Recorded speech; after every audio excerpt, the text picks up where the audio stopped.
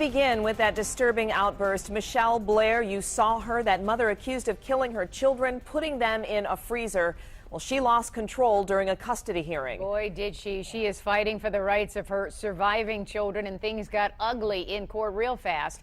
Let's go live to 7 Action News reporter Kimberly Craig. Michelle Blair herself admits to killing her two children, and she is angry when she puts much of the blame on the children's two fathers.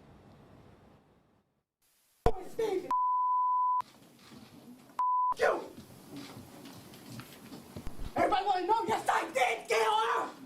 In a lightning bolt of emotion, Michelle Blair admits to killing her 13-year-old daughter, Stony Blair, because she believed the teen and her 9-year-old son, whom she's also accused of murdering, had been harming her youngest child. Blair is charged with their murders, but the trial that began today is about the state attempting to terminate Blair's parental rights to her two surviving children and terminate the rights of both fathers. An attorney for the state suggesting Stephen Berry and Alexander Dorsey are deadbeat dads who didn't care about any of their children until 9-year-old Stephen Berry and 13-year-old Stony Blair were found dead in their mother's freezer earlier this year. Investigators believe Blair killed little Stephen first in 2012 and put him in her freezer. Then they say a year later Blair killed her 13-year-old daughter. Prosecutors say her dad knew there was abuse. What happens when your kids come to visit you in 2005? Sister gave him a bath, seen whips on her back. Who's seen whips? My sister. Your sister. Did you see these whips? She showed them to me. Are these long red marks? No, they was healed up by the time I seen them. Healed up. But do they appear to be long, like lines? No, it's like slashes. Another one of Michelle Blair's outbursts came as an attorney for one of the fathers was addressing the court. So I asked the court not to be so inflamed by the mother's actions as to place those on my client. The allegations against my client, Mr. Berry, are failure to protect and abandonment. And never being there for his kids. Mother, She was stop. always on sex sites, though, Mother, right? mother, listen to me. I had to beg you to come see me. For real, Mother, listen to no me. matter how much you lie or how your lawyers lie. You done, mother? Listen to me. This is a civil case. It's not a criminal case. We can and we will do it without you. I never We tried to will say I do it didn't. I without did it, you. but that does not negate the fact that they were never there for their children. I had to struggle with them all the time. They were never there. You get your Stephen, you chance. know we had to beg you. Me, Stephen, all of us used to cry for you. You're not going to be able to I'm stay, good. mother. Come here. There are rules. And deputies had to take Michelle Blair out of the courtroom once again. And then there was also a moment when the judge was talking about Blair's youngest son, telling a social worker that he saw his mom kill his sister. Pictures just into our newsroom shows us the deplorable conditions Michelle Blair forced her children to live in. But today, the medical examiner also revealed heartbreaking details about how Blair allegedly tortured her children before killing them. 7 Action News reporter Kimberly Craig is live in Detroit right now with details for us. Kim? And Carolyn and Glenda, you talk about heartbreaking. This is probably one of the hardest cases I've had to sit through in my 20 years of reporting. And it was so sad to hear the medical examiner talk about how these children had been beaten and were so grossly malnourished. Even the court reporter could be seen wiping away tears. These are photographs taken from inside the townhouse where investigators say Michelle Blair tortured her children and killed two of them. We're told she first killed her 9-year-old son, Stephen, in August of 2012 and then shoved his body in this freezer. About a year later, Blair is accused of killing her 13-year-old daughter, Stony, and putting her body on top of Stephen's. Both had been slapped in the face. Both of them had chipped teeth, and both of them had actual tears in the mucous membrane of the inner aspect of the lip. Dr. Carl Schmidt from the Wayne County Medical Examiner's Office says it took 2 days to thaw the children's bodies before he could examine them, and what he found was nothing short of horrifying. On 13-year-old Stony, he says the blows to her head were too many to count. And actually the entire scalp was suffused with hemorrhage, which meant that she had received numerous impacts over the head. And then there's 9-year-old Stephen, who we're told had countless burns all over his body. When we see patterns, burn patterns like this, it means that there was some kind of object with 4 parallel lines. You know something? I don't really co-sign of a man hitting a woman. We all know it's wrong.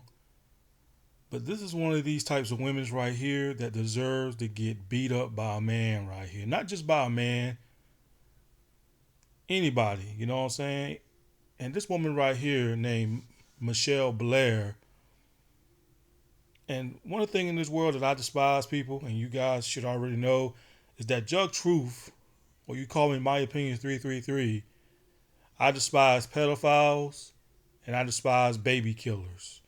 Baby killers and pedophiles are the worst.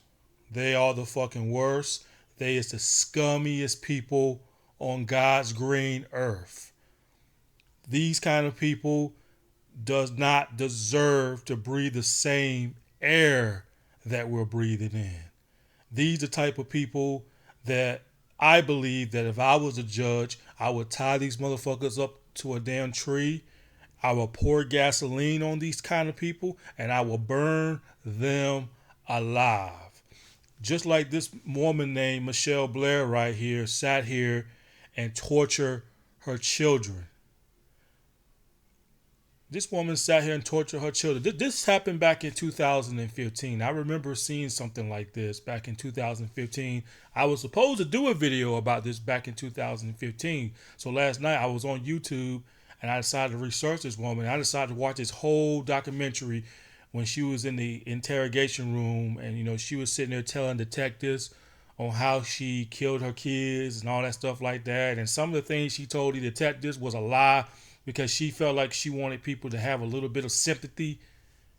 And when they really started interviewing her in prison, she said if she had to do it all over again, she would kill her kids again. I mean, this woman got away with this shit for 2 years. She had her kids in the deep freezer in her house for 2 fucking years. And they asked her, how did you sleep at night? And she said she slept real good. She slept real good, knowing the fact that she killed her son and killed her little 13-year-old daughter, knowing the fact that they inside that freezer dead. She said she slept good for the last 2 years. And I'm like, this bitch right here is a black heart. This bitch ain't got no soul, no nothing. This bitch right here should have never even became a mother. This bitch here got 4 kids. She should have never became a mother to begin with. You know what I'm saying? Shame on the baby daddies, whoever the fuck she slept with, because them niggas ain't worth a damn any damn way. Because one of them claimed to just got out of jail, and one of them claimed that they went to go see one of their kids, but she wouldn't let them see him. You know how it is with black women. Black women are good on that shit. You know, not all black women, but some black women are just good on trying to turn their kids against the baby daddy, even though the baby daddy is trying to get back into the child's life. You know, some of these women are just good on trying to turn them against their own father because, oh, you ain't shit. You know how black women are. Black women are good for that damn shit, feeding bullshit into these kids' ears, saying your dad ain't shit, don't talk to him, and then the kid go being disrespectful to the father and this and that, even though the father is trying to slowly wants to be in the child's life. You know, the mother doesn't want the child to be in the father's life. You know what I'm saying? I don't get black women like these. But as I was saying, you know, pedophiles and baby killers, like I was saying, they is the worst. I look at them as scumbags. I look at them as fucking bullies and shit. You know what I'm saying? They like to prey on the weak. You know, pedophiles and baby killers, they like to prey on the weak because they're afraid to pick on somebody their own size. They're afraid to pick on people their own size. They're afraid to pick on people that know that they will fight back at their ass. No, they want to prey on the weak. They want to prey on the innocent. They want to go against people, go at people that know that won't fight back, that can't fight back, or are too afraid to fight back. You know what I'm saying? And she's one of these type of people that like to prey on the fucking weak. You know what I'm saying? And she knows she's going to hell. She even said in the interview, she knows she's going to hell. She knows she's going to hell. So, you know, everything that's coming to you in prison, all the miserable shit that you're going through in prison, this woman actually deserves it. You know what I'm saying? I'm so sick and tired of people saying, well, she had a rough childhood and this and that. So what y'all trying to say? Y'all trying to say that it's okay for her to go at her kids like that, kill her kids. I mean, you know how many times the judges and prosecutors done heard that same bullshit ass fucking excuse? Or people saying, oh, Your Honor, I had a rough childhood. My mom and dad didn't give a damn about me. Oh, I was abused in my childhood and this and that. That's why I committed the crimes that I'm doing today. You know how many times the judges and prosecutors done heard that same bullshit ass excuse? They done heard that shit a million times. I mean, if I had $1 of the time that the judges and prosecutors done heard that shit, I would be a fucking millionaire right now. And that's the truth. They done heard that shit before. Oh, my mom and dad was crackheads. They didn't give a damn about me. That's why I had a rough childhood. Motherfucker, what the fuck does that got to do with you? Just because your mom and dad went down a bad path, that doesn't mean you have to go down that bad path. Doesn't mean that you got to inflict pain on innocent people because you dealt with the pain during your childhood and you feel like it's okay for you to inflict pain on other people. No, fuck that. I can't stand people like that. I hate those kind of bastards. I really do.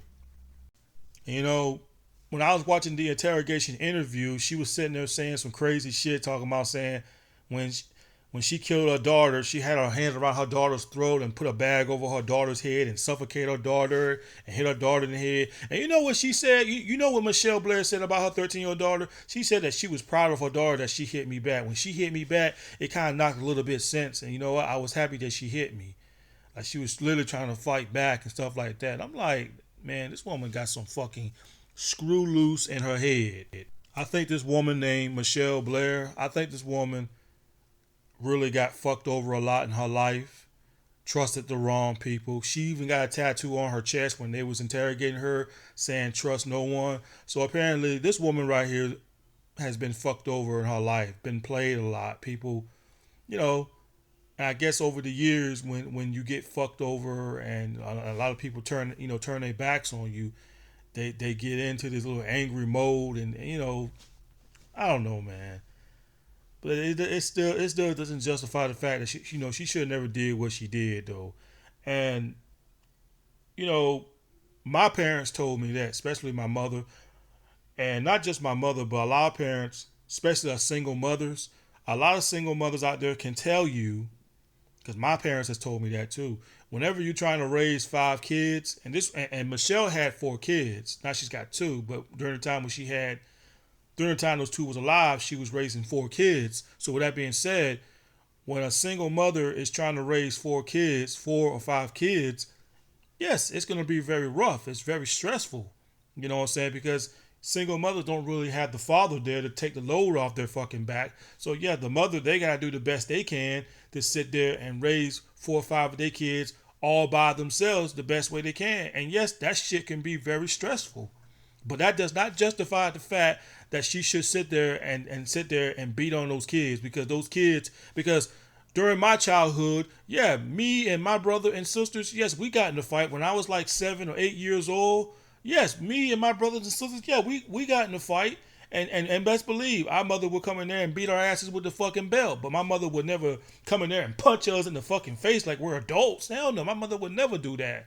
My mother would beat our asses if we start fighting. She would beat our fucking asses, put the belt on us. And that's it. Tell us to stay in our room and don't fucking come out. You know what I'm saying? But Michelle, took it beyond that level. And I guess because she got tired of the kids fighting, I guess it was just too much for her. Because, when parents sit there and try to tell their kids to stop fighting, I think eventually she just snapped. I think Michelle just fucking snapped and just said, like, I can't take this no more. Y'all kids are driving me insane. Because I got a feeling if maybe one of the baby daddy was there staying with her, maybe it would have took a little bit of pressure off of her. But a mother trying to raise 4 kids and they always fighting, always telling them every day to stop, apologize to your brother or sister, whatever like that. I guess it's enough to depress this woman. This woman just saying, fuck this. I don't care no more. And I think that's what it is. I think it just depressed her. But at the same time, this woman was just a plain psycho. And as far as the baby daddies go, I don't understand why they was trying to come into the child's life. This is the part I don't understand.